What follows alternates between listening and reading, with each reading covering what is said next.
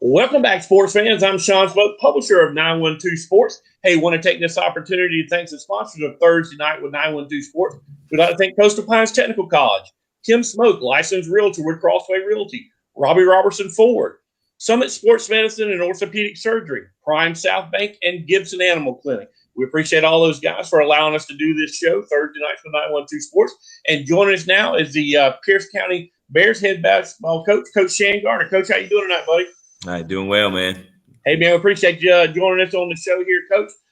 Right now, the Bears are sitting at, I believe, 6-6 on the season, 1-3 in the region, and we're going to get to a little bit about that, about this season, Coach, here in a minute. But let's go back and talk a little bit about Coach Garner. And, Coach, you started your career at Eccles High School, played a little basketball there, went on to play at Bruton Parker, and then I think you wound up graduating from Valdosta State. But going back to an article we wrote on you back in February of 2018 by John DuPont, Coach, you said that you knew you wanted to be a coach at an early age. Talk a little bit about that and what signaled to you is that was something you wanted to do with your life.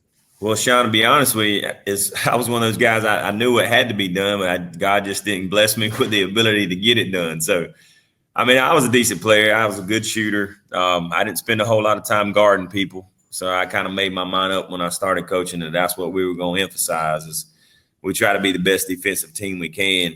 A lot of times in South Georgia, you run into a little bit of lack of skill development as far as basketball. So we try to create more possessions and just play hard. And, we started 1-2 in the league, and we're running a little size problem right now. We played Appleton last night, and they were 6'7", 6'6", and my little 6'2s did the best they could, but we're going to have to come up with some kind of formula where we make a few more jump shots, I think. But, yeah, I knew I wanted to be a coach. I mean, I was that kid that kind of saw what was going on and knew what needed to happen. And like I said, I think sometimes if you can't get it done, everybody at that age thinks you're a coach. So I just went ahead and tried to make it happen. Right. Well, Coach, you've been in this game for over 20-plus years, and a coach. You've been in, storied programs like Lowndes. In the past. But I guess about 7 or 8 years ago, you decided to get out of coaching. Didn't stay out of coaching very long, but kind of talk a little bit about what led to that and then what brought you ultimately back to the hardwood.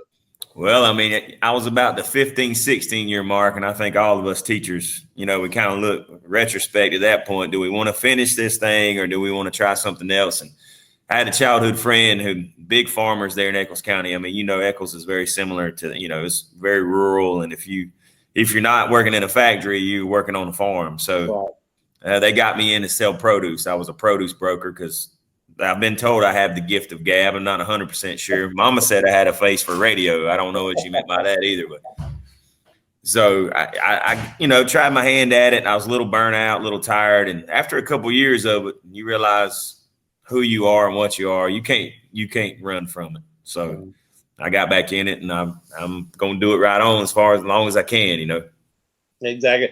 Well, Coach, you also talked about your wife, Rhea, affectionately known as Mama G, and you called her the backbone of your program. Talk a little bit about her and what she means to you guys and, what all she does for the program there. Well, Sean, to be honest with you, we'd probably need a longer segment to tell you all that she does. This year she's actually working in Lowndes County. My parents are older and we have a lot of nieces and nephews we wanted to get back to.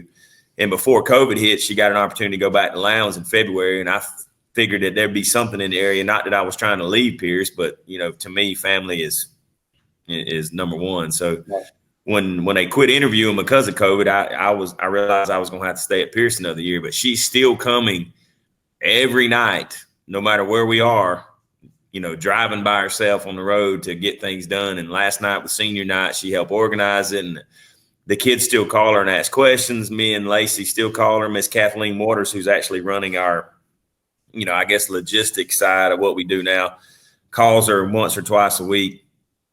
I can't tell you what all she's done, for my program, other than she gets it done. I'm a dummy on computers. She helps me with that. She helps take care of lining stuff up and the food and just being a mom. A lot of the kids, I think some of my kids that play for me over years have a better relationship with her than they do with me.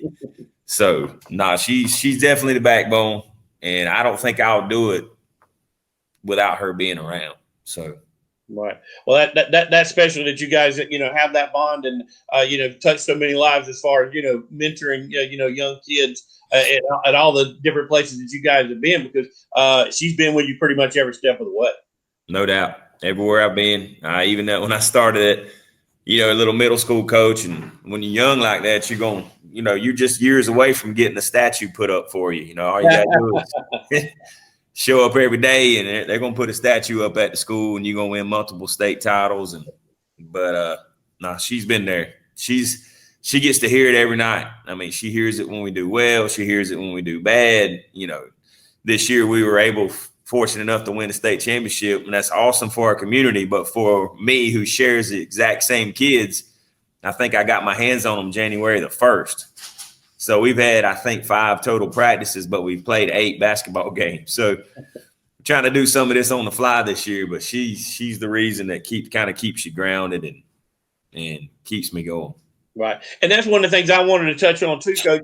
And everybody doesn't realize that basketball really suffers as much as any sport because of football, especially when you have that deep run. I mean, in a normal season, these guys would have been, to you in December at some point. But this year, it's like you said, January 5th before you got it.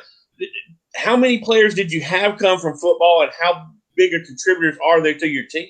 Well, I had my top 8 come from football, but 20 overall, including JV, 9th JV. We have 3 programs. I had 2 starters with me. I didn't have any guards with me at the time. So we went ahead, and this was one of those years I debated about not starting. We kind of very similar to a single A school when it comes to how many athletes that they depend on plus who I depend on. Mm-hmm. So a lot of single A schools, don't start until football season's over. But with COVID lingering above, kind of hanging out there, I didn't want these seniors, even the girls, Molly Scruggs, Kennedy Sykes, and some of these kids with Jeb Reddick and Jaden and some of these guys not to be able to play. So I knew it was going to kind of be rough, but we went ahead and lined up and played some folks because I didn't know at any moment, even still, Shan, they may shut us down at any time. So we went ahead and played. The future things in a normal year, I'm probably going to wait until I get them. But to understand what these kids were a part of and got to be a state champion, I mean, I was so thrilled for them. I mean, that's something that most of us chase our entire lives. I was a part of one as a little middle school football coach at Lowndes when Milt was there, and I got that big old gaudy ring, and I think that's amazing. I can't imagine what these kids are going to go through when they get to put that thing on their hand, but it does put us back some. It puts us back skill wise because there was no summer this year. Right. We didn't have any summer. Yeah. So as far as working skill work, and as well as I do, softball, baseball, golf, basketball, such a high skill oriented sport, you got to put in the reps. And we're kind of catching up now. We've won some games with effort, we have, but we're way behind, and we're gonna have to do some catch up skill wise. Right. Well, that's one of the couple of things I want to talk about, Coach. You guys have had some huge wins. One being against 7A Lowndes, one being against 6A Coffee. These are big time programs with big time, kids. And both of these games were really close. I think you beat Lowndes 46-45, and you beat Coffee 55-53. What will that, Coach, do for your team when you get to the playoffs in 3A? How will that make you a better program and a better to deal with the competition you're going to see there in the playoffs? Well, the size for one. I mean, Lowndes was huge, and so was Coffee and Brunswick. We lost to Brunswick at the buzzer. Yeah. Moving forward, I think one advantage we had is that they're not a region team, and they don't know some of our weaknesses. And when you start playing region teams, they understand. I mean, it's no secret. We don't shoot it at a high level. Mm-hmm. So when they make us commit to do that, but as far as the win goes, I mean, we're outsized every night. I think my biggest kid's 6'3". Lowndes had a 6'7", a 6'5", another 6'5". So did Coffee, long, lanky, athletic kids. So it was definitely they were walking on water there for a little while. Mm. So just getting us ready and seeing that kind of competition. I mean, we battled last night. Applin's huge. I don't know if you've seen them this year, but they're 6'7", 6'6", a couple of 6'4s. And our kids know we're going to be outsized every night, so they just kind of put that out of their mind and we kind of roll our sleeves up and go see what we can get done, Exactly. Well, getting to the region, Coach, it looks like Long is sitting there at 3-0. Apple's sitting there at 3-0. I mean, does it look like it's those two guys and then the rest of the field, or do you guys feel like you're in the mix, or what is this region shaping up to be? Well, yeah, it's panning out to be those two for one simple reason versus us. It's just so much size and length and so many of them. I think Long, it has 4 kids, 6'3" or better. What's called Applin's got 3, and they're athletic, not just big bodies. That defensive end that's going to Georgia for Applin can play now. I mean, he fouled out. I think both of my bigs fouled out with 6 minutes left. Right. I believe those two with their size and their depth this year are going to be hard to knock off the 1 and 2 spot. Now, us, Applin and Brantley are fighting for that 3, 3, 4, 5. And to be honest with you, I don't see. I try to explain in our region in particular over here, the one sport for sure you got to line up every night is boys basketball. I mean, there's just not a night where you get to say, hey, we're going to pencil this one in and play a bunch of kids. Right. And it's going to be a struggle. Brantley's coming in, we're both 1 and 2 Friday. They're coming off a win versus Tatnall. So it's going to be every single time we line up. If we win, it's going to be a dogfight. Now, knowing that when we get in, I do believe we'll have a couple teams just like last year that's going to go pretty far in the playoffs. Long went to the Elite 8 and we went to the Sweet 16 and came within an eyelash of getting to the Final Four, because if we get past Jefferson, I'm pretty sure we take care of Monroe. So it was one of those seasons where, what could have been. But this is a very tough basketball region, no doubt in my mind. Well, Coach, we appreciate your time tonight. Looking forward to following along with you guys going on into the playoffs there. Like I said, still got several games to play here in the regular season, but we'll be following in with you guys closely. Like I said, congratulations to all the Pierce County Bears on that state championship from football. Like I said, hopefully some of that magic will rub off on you guys when you get into the playoffs this year. I'm sure you'll take some of that. Trust me, there's a bunch of schools around 912 that would take some of that magic for sure. But again, appreciate your time, Coach, and look forward to following you guys for the rest of the season.